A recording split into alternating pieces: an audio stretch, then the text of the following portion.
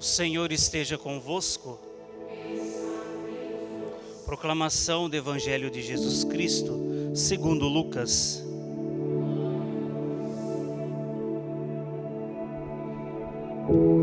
Naquele tempo, vieram algumas pessoas trazendo notícias a Jesus a respeito dos galileus que Pilatos tinha matado, misturando seu sangue com os dos sacrifícios que ofereciam. Jesus lhes respondeu: Vós pensais que esses galileus eram mais pecadores do que todos os outros galileus, por terem sofrido tal coisa? Eu vos digo que não.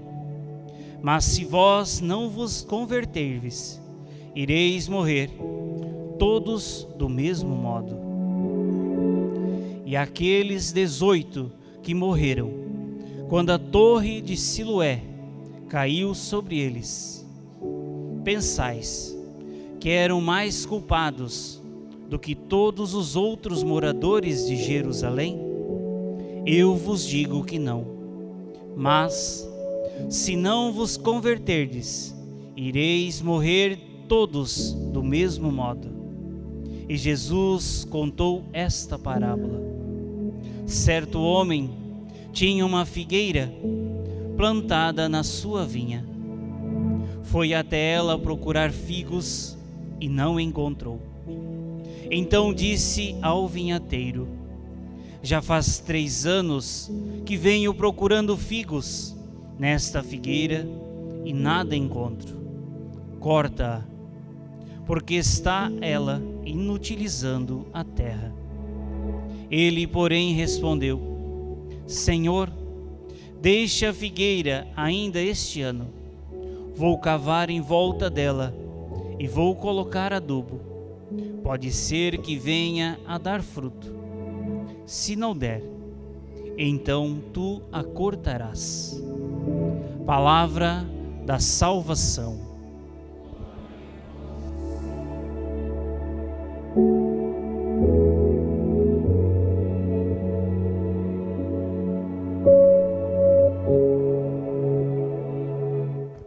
Caro seminarista Renan, diáconos, Maicon, Rodrigo, irmãs canossianas, amado povo de Deus, de maneira especial, nosso amado pregador, Douglas, Thaisa. Se tem uma coisa que é verdade e a gente esquece por causa das nossas decisões e escolhas equivocadas da vida, é que nós somos todos iguais.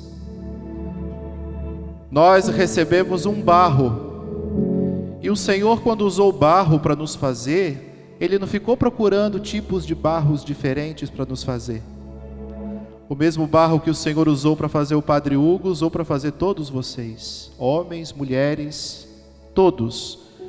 É uma das primeiras inspirações que a liturgia da palavra desse 3º domingo da Quaresma nos oferece.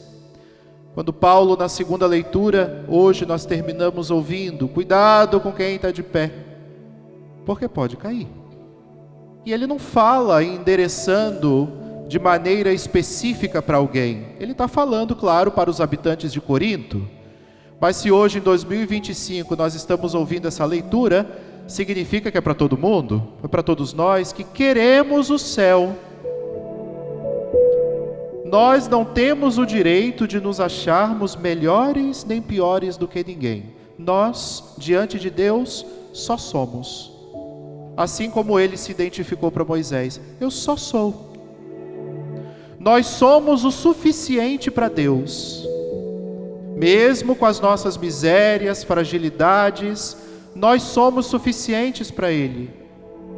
E nós somos tão suficientes para Ele que Ele nos ama, mesmo nos achando muitas vezes indignos.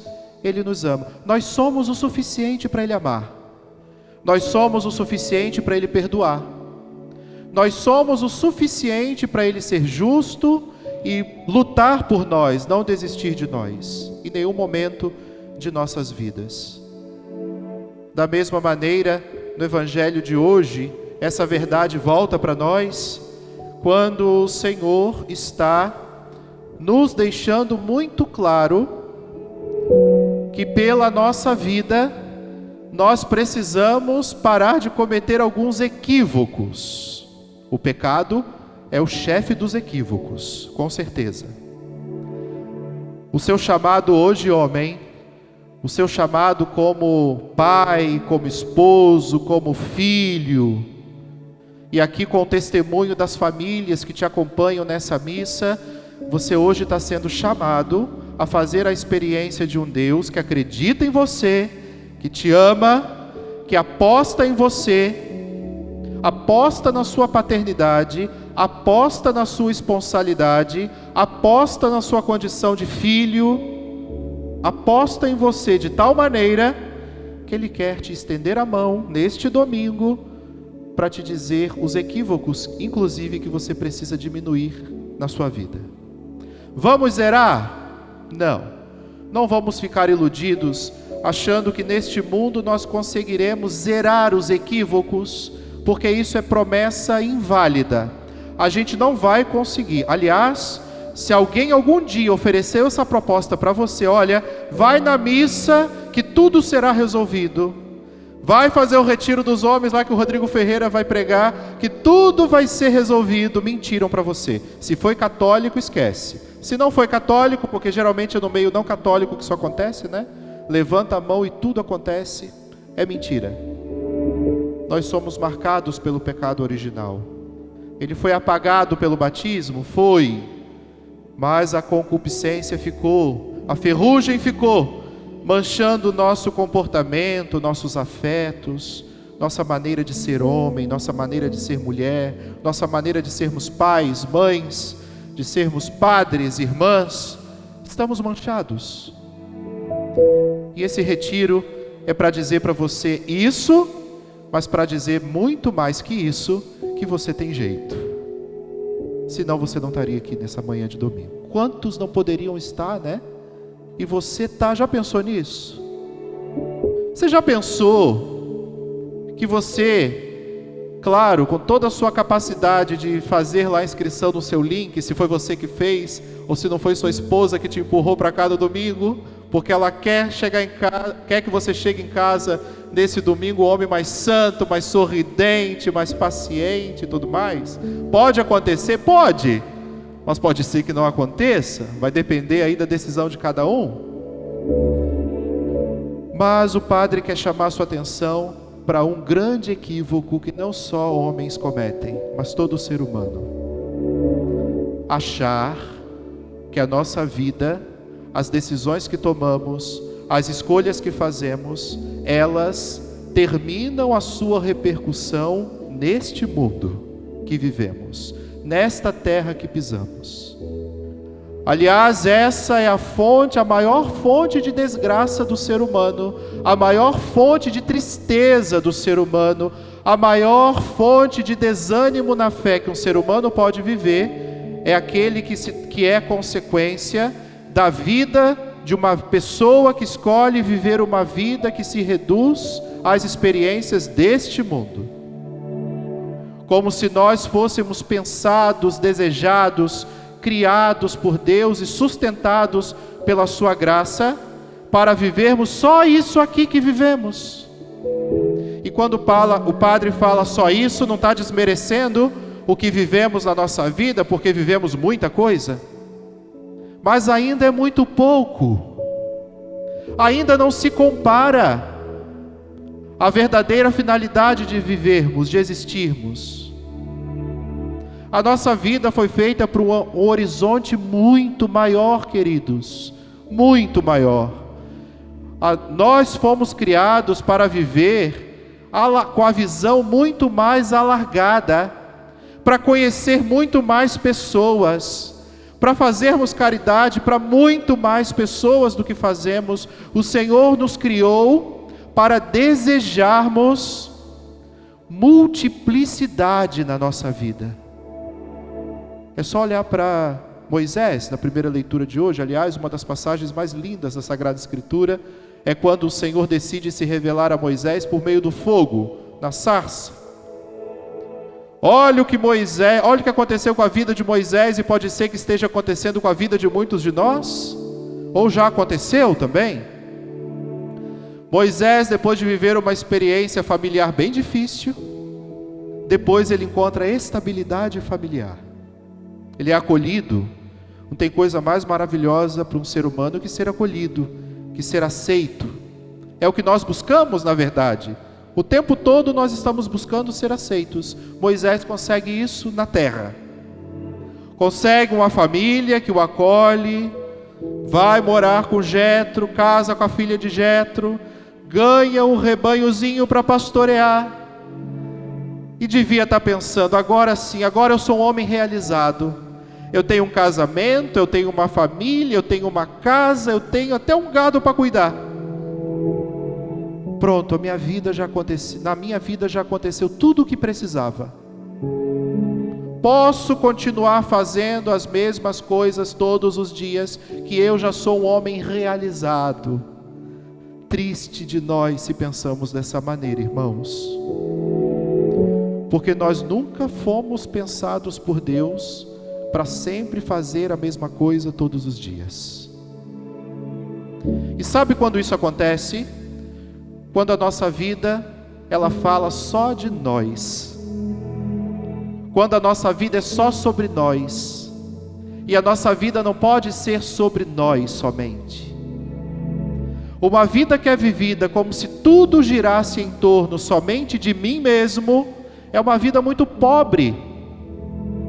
É uma vida muito miserável. Não tem uma relação profunda com o mundo, com as pessoas, com Deus. Uma vida que é vivida dessa maneira, como se tudo fosse sobre mim, retrata a vida de uma pessoa triste, desanimada, que não tem coragem, inclusive, de se arrepender dos pecados ou de pedir perdão para alguém se precisar. Porque tudo tem a ver comigo. O viver sobre mim e viver a partir de mim e viver somente para mim, cria na minha vida um individualismo desgraçado. Desgraçado mesmo no sentido literal da palavra, sem graça, sem a graça. Porque a graça de Deus não consegue entrar na vida de uma pessoa que vive só para si. E olha que tem muita gente que vive assim sem perceber. Quando se faz de vítima, quando acha que o mundo inteiro está dizendo o errado, e somente eu falo a verdade, é uma pessoa que está vivendo para si mesma, é uma pessoa que está manipulando as coisas para dizer que tudo tem a ver consigo. Aí, Deus alcança Moisés e diz: chega de mesmice, tudo bem que você sofreu na sua vida, mas você não é vítima da sua história. Você pode romper com isso, você pode romper com essa tentação, a maldição familiar, e vive, porque você foi curado pela experiência de viver em família agora, e agora curado, eu preciso de você para algo muito maior. Eu quero que você liberte o meu povo todinho, está preso no Egito. E aí Moisés tinha na mão uma noite escura para ser resolvida, né? Eu dizia ontem na Santa Luzia que tem um teólogo italiano, que é arcebispo também, o Bruno Forte, que ele tem uma coleção de livrinhos espirituais bem pequenininhos, e um deles fala das 4 noites da salvação. São momentos assim, limites, que grandes personagens da história tiveram que tomar uma decisão por Deus ou por si. Moisés é um deles. E o autor vai dizer que naquela noite escura Moisés tinha 2 possibilidades: continuar vivendo a mesma coisa todos os dias, sendo satisfeito com o mínimo, ou obedecendo à voz de Deus, obedecendo à sua vontade e tendo a sua vida multiplicada, espiritual e também materialmente. E aí Moisés então tomou a decisão de assumir a sua missão. É como se nós pudéssemos dizer, meus irmãos, que a nossa vida não tem que ser sobre nós. A nossa vida tem que ser sobre Deus. A nossa vida tem que falar de Deus. O nosso trabalho, o modo como a gente trabalha e até escolhe a nossa profissão, tem que falar de Deus. O modo como eu trato as pessoas tem que falar de Deus, porque tem que ser sobre Deus. Se a nossa vida não for sobre Deus, vai ser sobre mim. E uma vida sobre Deus, ela é multiplicada. Uma vida sobre mim, ela definha, ela seca, ela fica sem graça, sem cor, sem sabor. A vida de Moisés não é que ele vivia uma experiência ruim, pelo contrário, mas o Senhor o preparara para algo muito maior.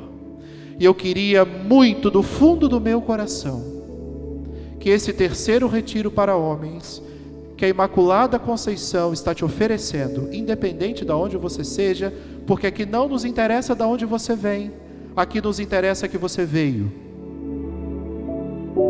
Mas o Padre deseja do fundo do coração que você, homem, tenha coragem no dia de hoje de tomar uma decisão para uma vida multiplicada de bênçãos.